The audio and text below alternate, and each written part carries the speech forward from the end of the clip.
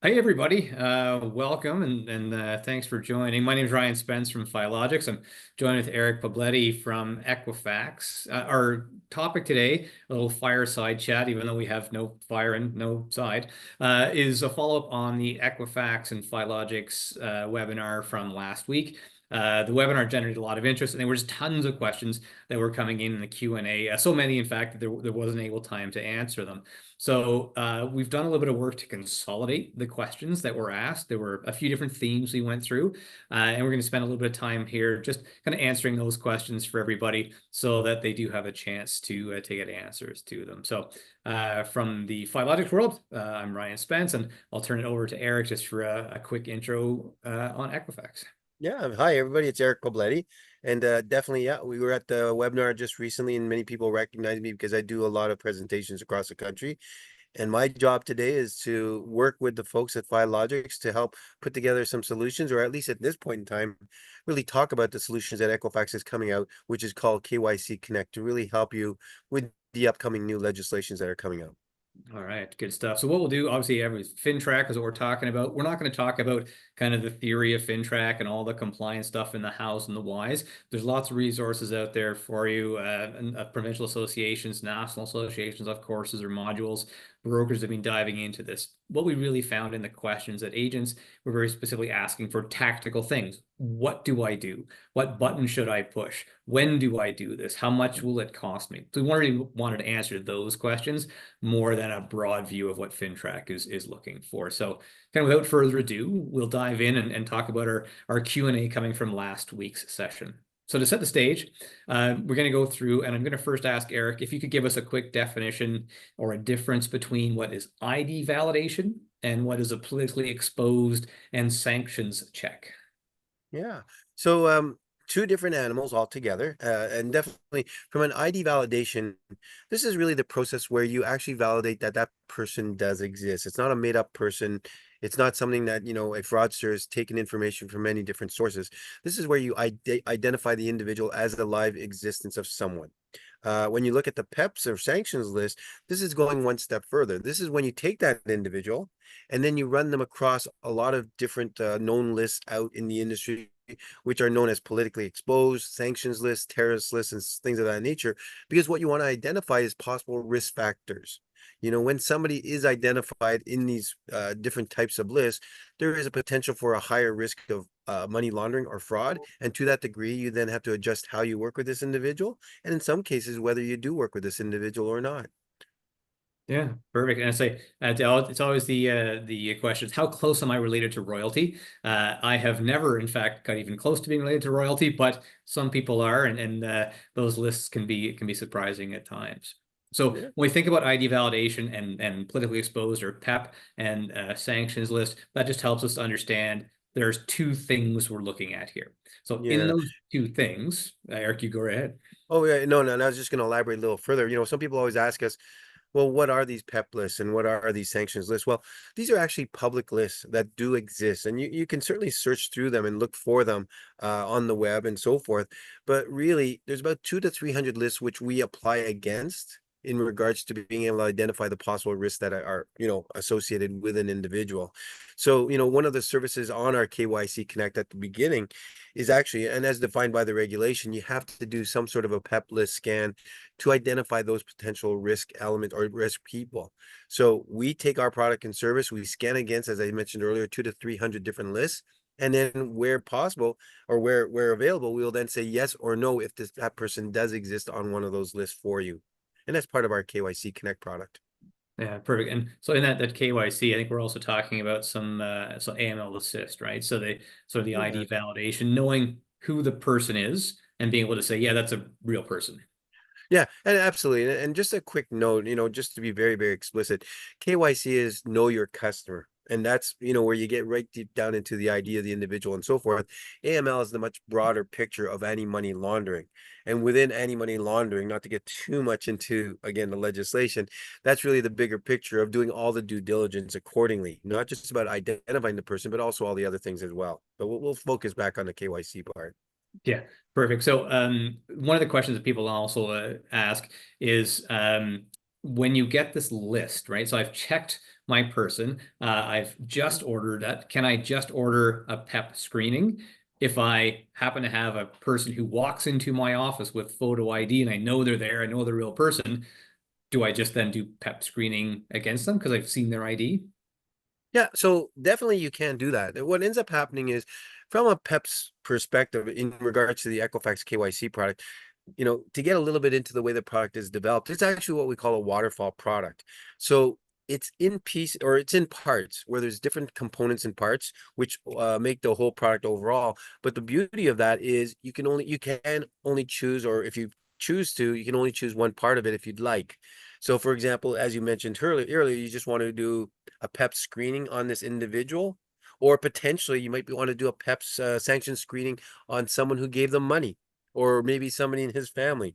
So you can expand beyond that and just do PEP's lists on just an individual, and you don't have to go any further from that perspective as far as all the other validations. So it does stand alone as far as the PEPs and sanction screening product. All right. Perfect. One of the other things that we're asking is, so how do you get access to it? So I think there's probably two questions in here. There's two things. One is like, do I have to do something on the Equifax end? Do I got to sign up for something? Do I got to register? Sort of what do I have to do to get access to the product? Yeah, and this is really the big challenge from an Equifax perspective is our integration. We understand it's challenging for brokers to do a lot of the things that they're doing, and be very candid, the less work we give them, the better. So we are working with many of our platform providers to try to integrate it into the way you do business today. So from that perspective, physically or tactically, what we're hoping to do is, once you pull the credit file, it's an easy step to basically go into, be it a dial or press a button if you want to do additional AML or KYC type of services. So then what happens is, Equifax then takes over and then provides all the different services for you, as I mentioned, in a waterfall, and then we'll output the information to yourselves, which then it gets handed back over to the consumer, or sorry, to your broker or agent as well. So process wise, we're trying to make it as streamlined as possible. What will need to be done, I'll be very candid with you, is we do need to have some sort of an agreement that's signed, because obviously these services have a cost to them. And we need to have an agreement that says, hey, you understand the terms and conditions of it, and you understand the pricing of it. And right now we're trying to just finalize exactly how we'll get those agreements out to the brokers and agents, and how we bring them back to Equifax so that we can start facilitating the process. Yeah, and I think in there, there's two parts of a question that came out of that. I think from an individual agent point of view, that's something that Equifax would work with the brokerage directly, whereas because the agent is using the Equifax member number to pull credit right now, there isn't something necessarily the agent specifically must do, but you'll reach out to the brokerage and that would cover kind of all of the agents within the brokerage, I think is Yeah. probably the most common scenario. Yeah, and we're finalizing, quite bluntly, we're just finalizing the legal agreements with our own legal to that degree, because again, the same scenario holds. We don't want to create work where unnecessary. So we already have existing member numbers and different things within, and billing addresses and so forth within our systems. What we're hoping to do is really just replicate a lot of that, just adding on the new services at the agreed upon pricing. Yeah, fair enough. And then there's a second part of that question about kind of where it's going to be. And one of the questions was, hey, where are we going to see this in expert? I'll answer that one. I'll ask myself my own question. So this is going to be probably in two spots, right? There's a screen right now where you actually pull a credit bureau. You'd have the client name and you'd say, when did I get permission? What does my permission look like? I want to pull a single bureau. I want to add it to the liabilities automatically. I imagine just in that, there'll be another checkbox that will say, KYC Connect. You'll check the box and click, request, and either at the same time you get a bureau, or shortly thereafter or shortly before, whatever kind of time frame you like, you just click the appropriate button and then click the request button. It'll go off. Equifax will do its stuff and they'll return back into the system a little PDF document with the results that you'd expect. And this kind of leads on to the next question is kind of, what kind of stuff do we get back? Like, how do you know what the information is? What's the return of information going to tell you? Agents Yeah. definitely are super good at reading the bureau right now. They've got good experience Yeah. at it, but I think this new report will be a little bit unknown. So everyone's looking to say, well, what am I going to see? Do I see yeses or nos or ones or twos, or what am I going to see when Yeah. I see that report? So yeah, very much in line. So I just had to be very, very specific about this. The new requirements from FINTRAC say that this is the type of information that they're looking for in regards to the different methodologies that you're using. So case in point, as I did in my presentation, if you're doing a single source ID verification, there's certain items that are required by FINTRAC in regards to, hey, if you're going to report on this individual, these are the items that we need to have recorded. Then if you go into the secondary source, if the first single source fails, then you go to secondary source, and then there's different items again, which FINTRAC says these are the items you need recorded. Thereafter, we also actually, quite frankly, have also digital verification services, which we can also do, which adds into basically a third level of verification. What are you going to get back? Essentially, from an Equifax perspective, what we want to do is output all the necessary information that you require. We don't need to add in a lot more information. We don't need to put down, certain things in there, but we definitely need to put down the items that are being requested by FinTrack. So if you do get audited from them, then certainly all that information that they're looking for has been done and recorded. And to that degree, I'm going to just throw this in. Equifax is also looking at a recording type of service as well. So not only will you have that available, but at the same time, even for more ease, Equifax can actually store that information. So essentially, you'll do it on a transactional basis. If you need that additional information during an audit, you just request it from Equifax and it'll be available. As far as the PEP list and the scan list, we're keeping it as simple as possible. Essentially, we're going to be providing yes, nos so that you know that it is on a terrorist list or what be the case, and then you can act accordingly. Yeah, first, that's good to hear. So basically, agents are going to get a yes, we've got the ID validated by one of these sources, and yeah, yes or no, you're on a PEP and Yep. sanctions list, which I think is really And then useful. all the basic information exactly as you need to in regards to, the date, the file was accessed. Again, it was listed, I can get into the specifics, but it's really about 5 or 6 items on each of the single source and dual source that are really necessary for recording. Yeah. So okay, so it sounds like it's gonna be really easy to read, and you get a PDF document, and then you'll store that wherever your brokerage would demand you store stuff for compliance, right? So consent forms or any of the documents for compliance. So I think that should be quite a good easy process that agents are used to. So the I guess the next question now is, I think you've touched base on the billing process. You've got a member number and it can be associated there. Maybe if you do some commentary on just kind of what the expected pricing might be. So pricing wise, the one benefit that I have, quite bluntly, in regards to working with the mortgage industry as a whole, is when we look at the pricing, we really look at the industry as a totality. We don't look at an individual and say, okay, we'll price it on this individual. We actually look at the whole breadth of how much volume the industry has. And to that degree, I can provide very aggressive pricing because we know that this is a bit of a challenge for a lot of brokers and agents. I mean, they're already, being challenged with a lot of cuts in margins and so forth. So from an Equifax perspective, we do our best in regards to providing a great price, quite bluntly. So when we look at the individual components, we look at basically, for example, when you start with the PEP list, you mentioned earlier, do I just want the PEP list, PEP and sanctions list? That from an Equifax perspective is transactional and it's 65 cents. And again, bear in mind, all of these items or all of these investigations are all transactional. So it doesn't mean you have to buy all of them for everybody. It really depends on the situation that you have and what choice you make. On the far end, I'm going to get to I'm going to say the most complete package. If you have to go through a PEP list, a single source, a dual source, and a digital DVS or digital verification service, Equifax will be selling that for $2.50 per transaction. So as you can see, there's a bit of a range, and certainly some products or some pricing might be in between depending upon how much you need. But really, if somebody asks for a range of the product per consumer, you're looking at 65 cents all the way to 250. All right, perfect. Which is good pricing. Yeah, and I think people are also thinking, like, if I've got a client doing multiple applications, I don't have to do the ID validation for each application. I'm validating the person.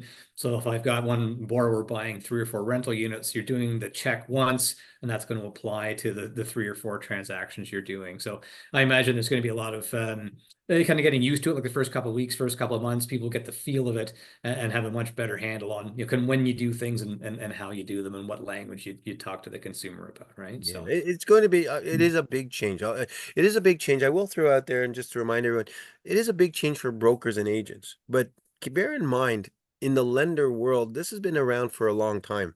I mean, Equifax has been dealing with FinTrack for about 15 years. All that's different now is that it's now pushed down to the broker level. And from a FinTech requirement, what they're trying to do is just have more people involved in the game of really vetting the customers because really there's a necessity to really reduce money laundering in Canada. So, it'll be a change, but certainly it is the new norm. And as with any change in this industry, this as much as I do, a lot of to do. There's a lot of a lot of manic activity at the beginning, but at some point, very, very quickly, it just becomes part of the way we do things.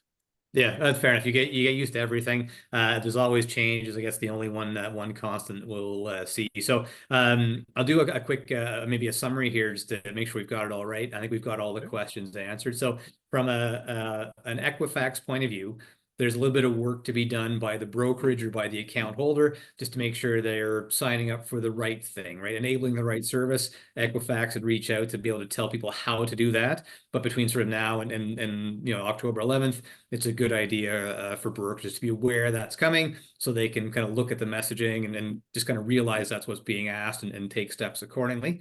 In the expert world, we'll have the sort of the solution built into the platform so you can click the appropriate button to access the service.